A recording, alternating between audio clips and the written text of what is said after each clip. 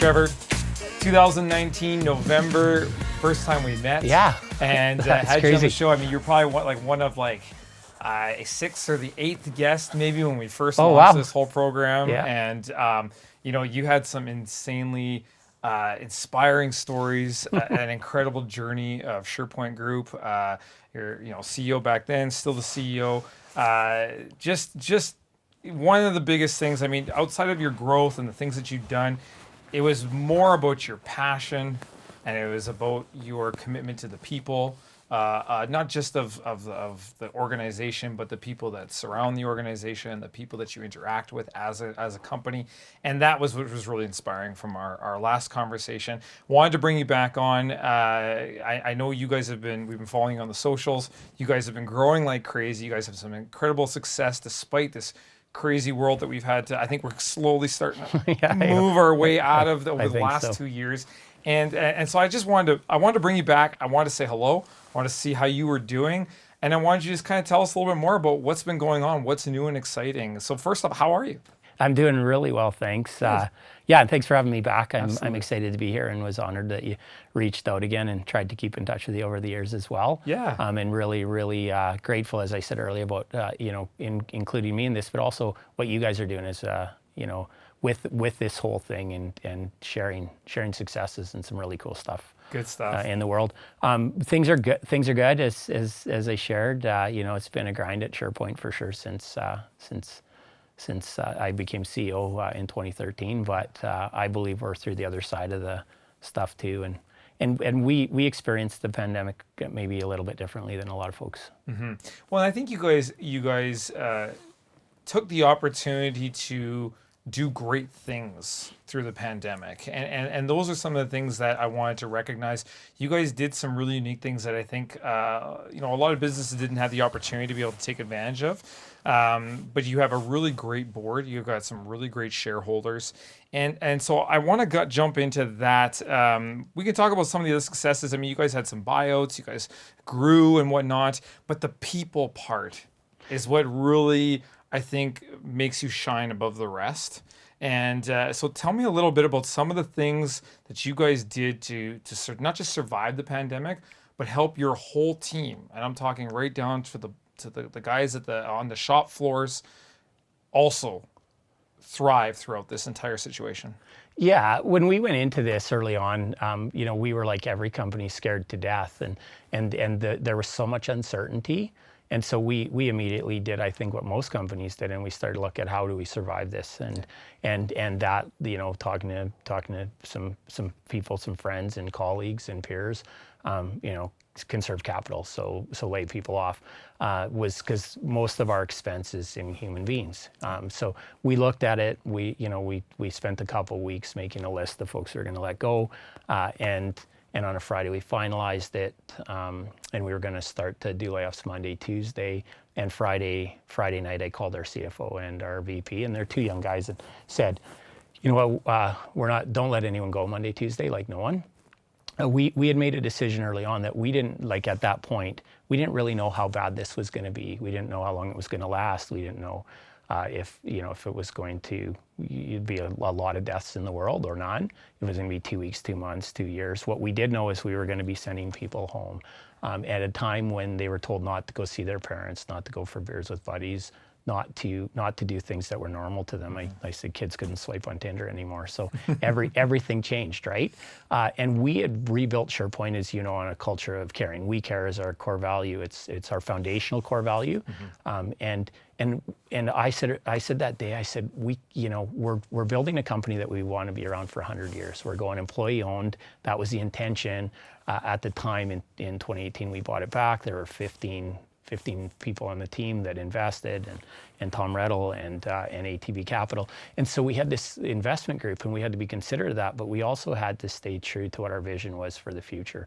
And so we decided to not let anyone go. And so the messaging was, we're not letting anyone go yet. We're going to get as much runway as we can. We'll run this right to the line. Yeah. And then early on, as I shared, we realized that's really nice, but most of our people only get paid if they go to work, and there's no work. And our revenue ended up, we thought it would maybe drop by 40%, and it ended up dropping by 70%. We were a company that just we just bought it back. We had debt, not great working capital, and so probably from a logical standpoint, it probably didn't make a lot of sense. But one of the things that I had thought about was, hey, we're keeping folks, but they're not getting paid, so they're going to go bankrupt. I was like, came up with a concept of what if we guaranteed everybody a paycheck, which I shared with you. It'll go down as my proudest moment in business, and not because of the idea, but because of what happened next. So went to our CFO and I was excited. I'm like, hey, what if we pay everyone? And he's like, that's super awesome and very supportive. But he said we can't afford it. And I said, what if we can? Absolutely would support it. And then went to the board. And this is what's really unique about Surepoint too, is we have this board that's open to this stuff and that wants us to succeed well into the future. And I said, guys, I've talked to Cam and super excited about this thing, and we're gonna, not only are we keeping everyone, we're gonna pay everyone. And like no joke, it was silence. It was like, I'm excited, but they're not really that excited. And so talked them through it a little bit and got the same response that Cam had given. Look, if you can afford it, we'd support it. And that everybody wants to do the right thing, and it feels good. I don't know if anybody actually believed we could do it. I was uncertain how, but I went back to the team and said, look, this is our idea. What do you think? And everybody wanted to do it. Yeah. And I said, but there's a caveat here, and it's a big one, and it's going to be a big ask. We can't afford it. We can't afford it how we are right now. And so we had came up with a structure. Instead of letting people go, we're going to keep them, then we're going to guarantee everyone a paycheck. So what that meant was all our first-year apprentices would get $2,500. All our journeymen would get $5,000, and so we went $2,500 first year, $3,000 second. Yep. And that would be a minimum. So if they worked more hours in the field, and was billable, they'd get paid more. Right. But that would be the minimum. If they worked 0 hours the first year, you get $2,500. And to do that, I said, some of us are gonna have to sacrifice. We're all gonna have to sacrifice. Some of us are gonna have to sacrifice a lot. Right. And I understand that this is a big ask, and if you can't do it, I understand. And we'll try and figure out another way, or we'll go to plan B. But if we do this, I said, we don't know what the future looks like, but I believe no matter what, this will be life-changing for all of us, and it'll be something that we all remember forever. And it was a 15-minute conversation, and the leadership team, and by leadership team, like we called it the senior leadership team, but these guys are in their 30s, like they're not senior. I'm the senior, and so I said, I will, here's the structure we could do. Yeah. I will take a 50% pay cut. I'll volunteer to do that, and everybody, that'll be the top base. Now, anyone who's above that will just come down to that. So right. maybe it's 10%, maybe it's 15%. Our two VPs and our CFO gave up 30% of their pay. Then some gave up 18, 15, and then the entire company gave up 10%. Yeah. Sacrificed for the greater good. Yeah, yeah. So that everybody could stay, and I'm so proud of that.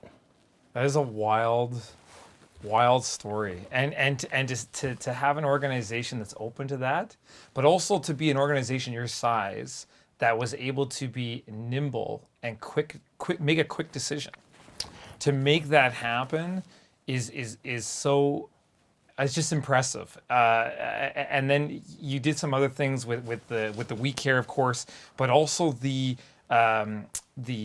ownership structure and getting the employees to be able to take ownership and be part of the ship that's moving.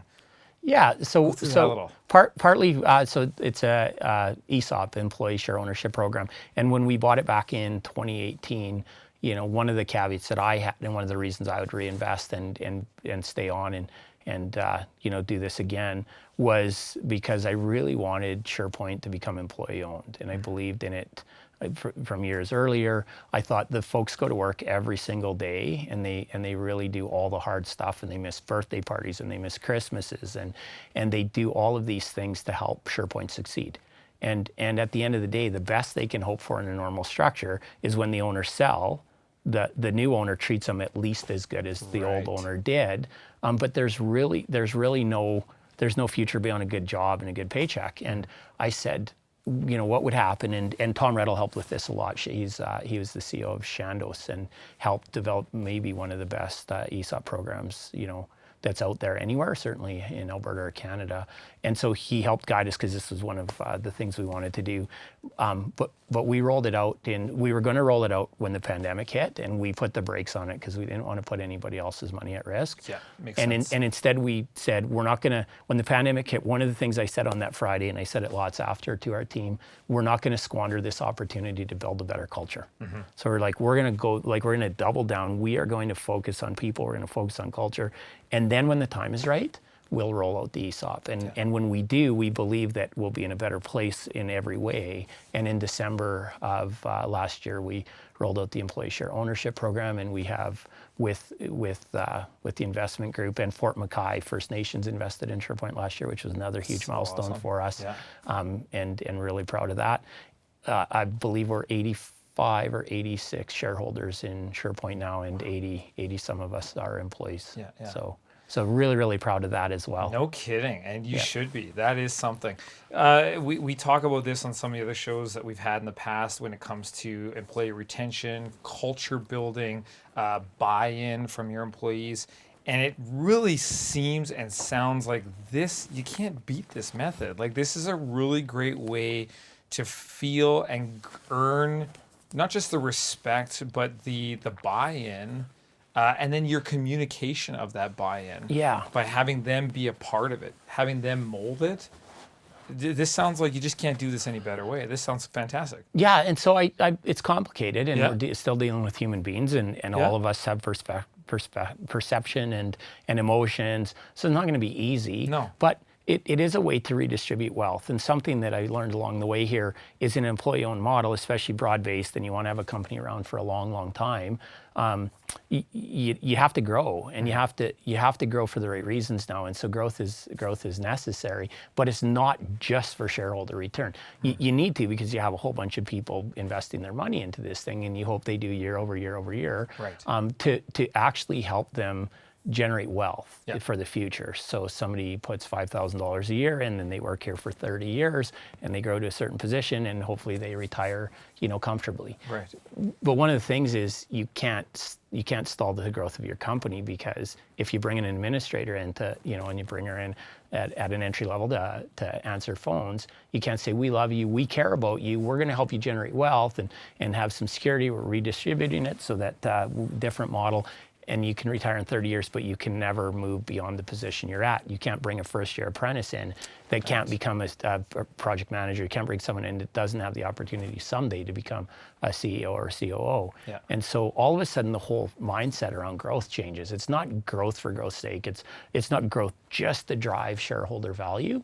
There's a vision that's way bigger than that. And I believe, like to my core, that over time we will have a better return for investors. It just takes a little bit longer, but we will consistently have a better return for investors with this model than we would if we didn't do this. And it feels right. It just feels right. And that's a big part of it. The feeling, fulfillment is such an under discussed topic, I think, when it comes to your job and your workplace, and feeling fulfillment, knowing that you're doing the right thing. So huge. Well, and for each other, and so I get to talk about this stuff, right? And I'm the CEO, and I've definitely got a bias, as I've shared with you. I think Surepoint's awesome, the people are awesome, but it's also for me. Like we used to talk a lot about work-life balance, and I'm like, I don't know how you separate. Like, it's just life. Like, the minute I open my eyes till I go to sleep, I'm doing things that take up the time I have left in my life, and a lot of that includes work. And so, can we create an environment where if we have to go to work, and I say this often, we want to create a place where if you have to go to work, this is where you want to come. And most of us have to go to work. I love this company to death, but I wouldn't stay very long if I wasn't getting paid. I couldn't. And so the reason 100% of the people come to work at Surepoint every day is because they need a paycheck. So can we create an environment where if you need to come to work, this is the place you want to come to? And I always say, 9 times out of 10, 9 days out of 10, if you choose to come here, because God, there's days that I'm like, man, I got to get out of here too. Who doesn't, right? But 9 days out of 10, you got a choice where you go, and everyone has a choice. You choose to come to Surepoint, then we're doing it right. Absolutely. And we get a lot of credit for our culture, and I talked to you before, and said we're figuring this out as we go too. You know, we're very intentional about it, and we still make some mistakes in it too.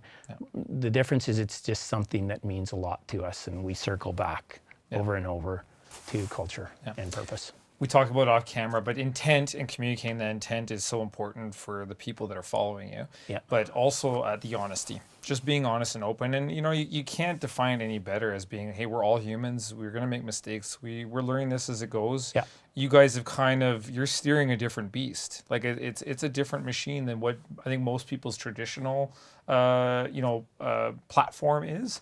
And you're going to have some bumps and bruises along the way, but you're going. So let's go back to growth. The pandemic opened up some opportunities for you to connect with your people. People got to reassess, work-life balance, as you said, but also some things happened within Surepoint to grow the company. Yeah. You guys had some acquisitions, you did some buyouts. Tell us a little bit about that stuff. Yeah, so we're very, very excited about the fact and proud.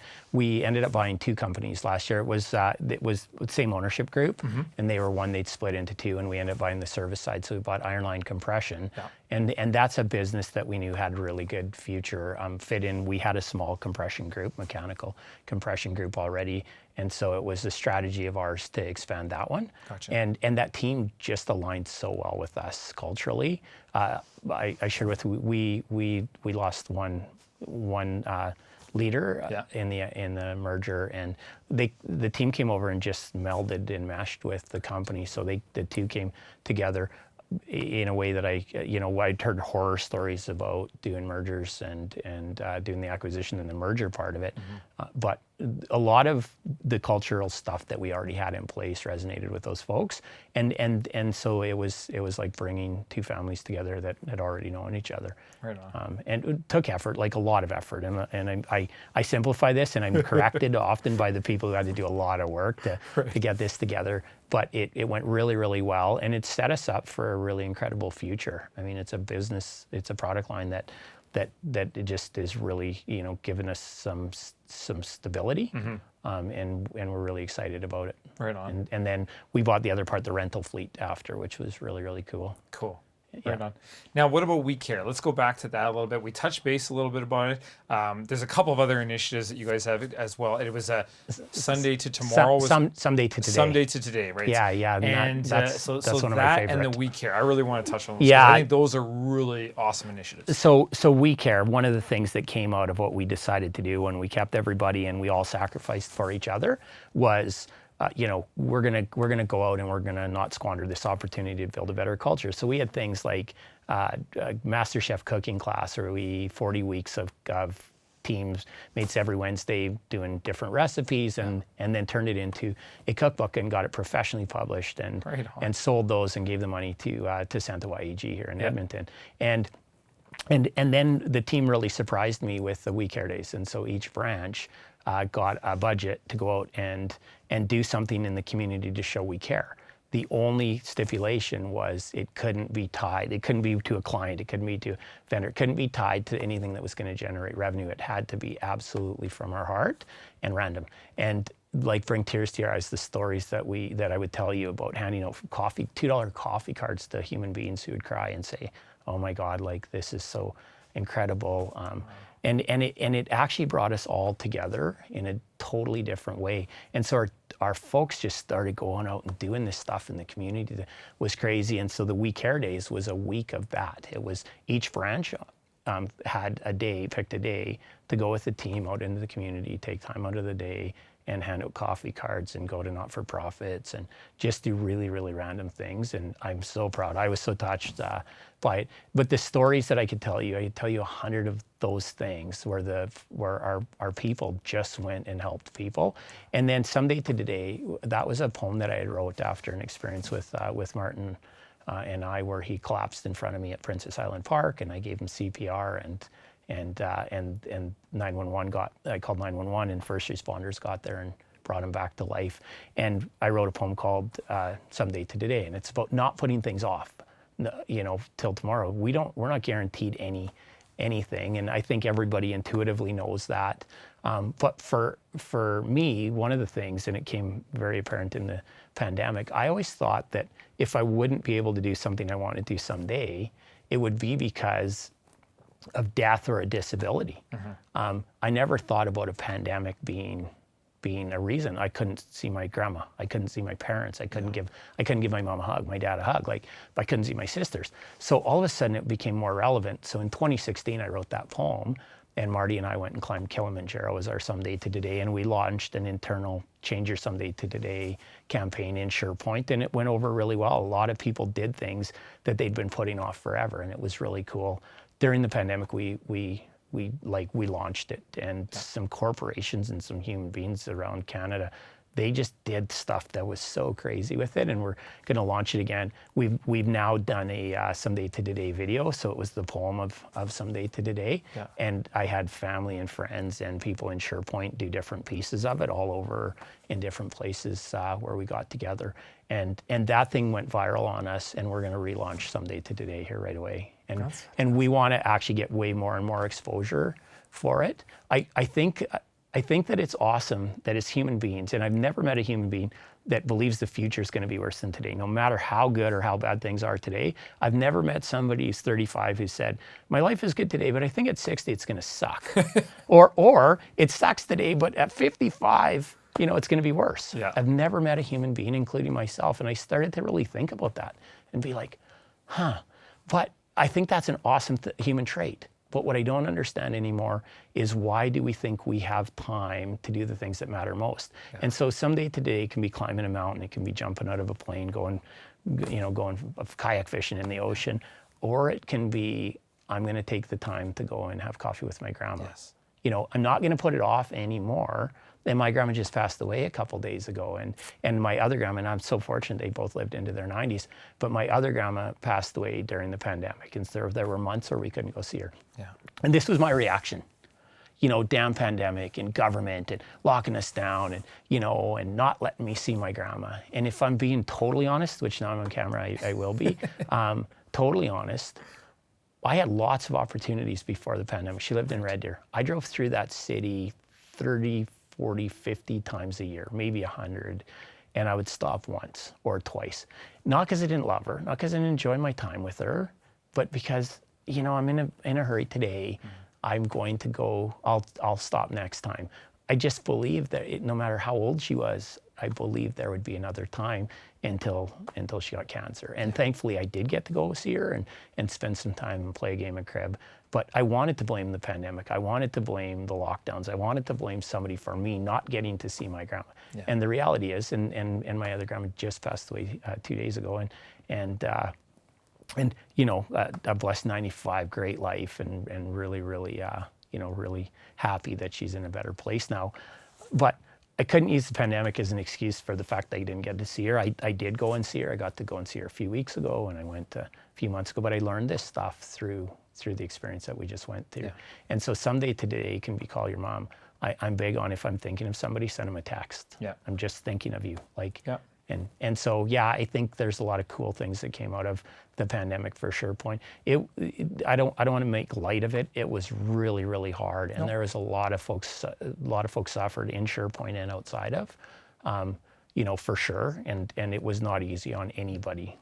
But you guys stepped up, and you did what you could. Yeah. And you did the maximum effort. Yeah. Of what you could do from the sounds of it, and the people that you've touched, they're gonna remember that, and even for your own growth as well. You and your team are just it's gonna explode, and that is the pinnacle of leadership. And talking about the great things that Surepoint has achieved as a company is one thing, but I think you've outpaced that tenfold from what you're doing on a human-centric level. Thank you.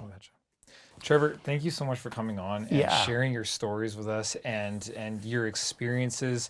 Your perspective is refreshing to hear, and it's nice to see that these kinds of things. I know you say not every company's doing it maybe exactly like you are, but other companies are doing it, and we want to hear those Yeah. stories. And so again, thank you so much for coming on and sharing this with us. Congratulations on the successes. Yeah, thank you. And keep doing what you guys are doing. Yeah, You know, yeah, keep pushing forward and spreading the message. It's changing the world. We are certainly not going to stop trying, and you know, we're a work in progress. But yeah, no, thank you very much again for having us. I really, really appreciate it. Good stuff. Right Okay. on. Take care. You bet.